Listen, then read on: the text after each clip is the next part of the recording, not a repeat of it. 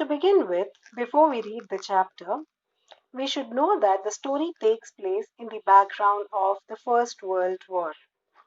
The main character from the story is Jim McPherson, who writes a letter to his wife describing an incident during the war.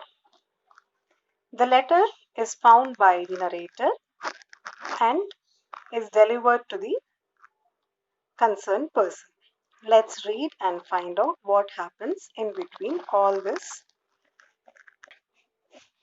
I spotted it in a junk shop in Bridport, a roll top desk.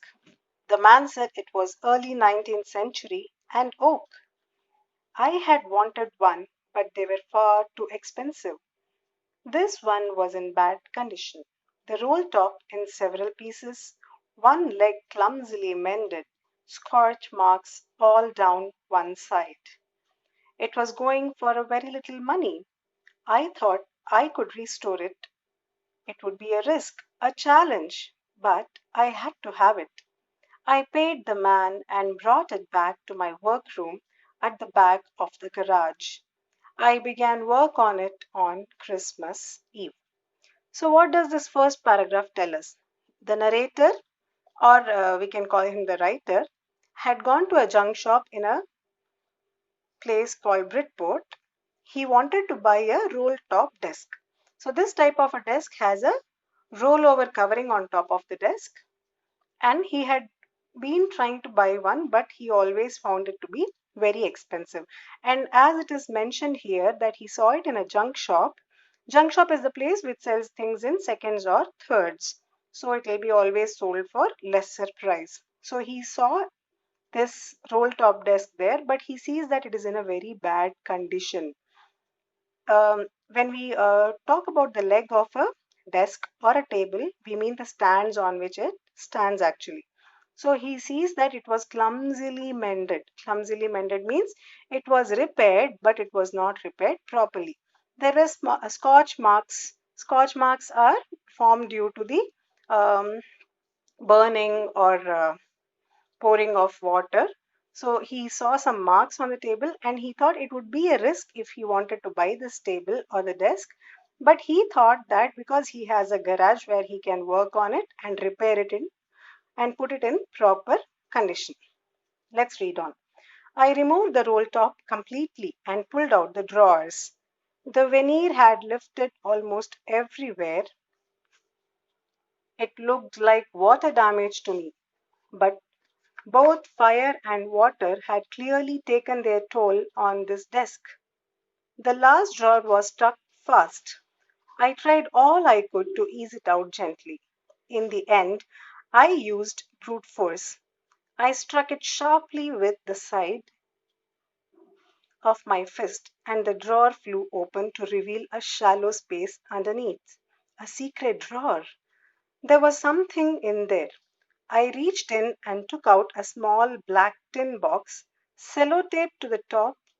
It was a piece of lined notepaper, and written on it in a shaky handwriting, Jim's last letter, received January 25th, 1915, to be buried with me when the time comes. I knew as I did it that it was wrong of me to open the box, but curiosity got the better of my scruples. It usually does. Inside the box there was an envelope. The address read Mrs. Jim McPherson, 12 Copper Beeches, Bridport, Dorset. I took out the letter and unfolded it. It was written in pencil and dated at the top, December 26, 1914. So, from the first unit of this chapter, we get to know that the narrator buys a roll top desk, and when he brings it home for his repair work, he first removes the topmost part of the desk. He pulls out the drawers and finds that there has been bodily damage due to fire and water. The man who had sold the table to him, had already mentioned that it was very old. It was of 19th century. So it was really pretty old. And he had also mentioned to him that the roll top desk was made of oak. So he tried to remove the drawers from the desk, and he found that the last drawer had stuck fast, means it was very hard to be opened. And when he tried some brute force, what do you mean by brute force? When he tried to open it with extreme force, the drawer did open.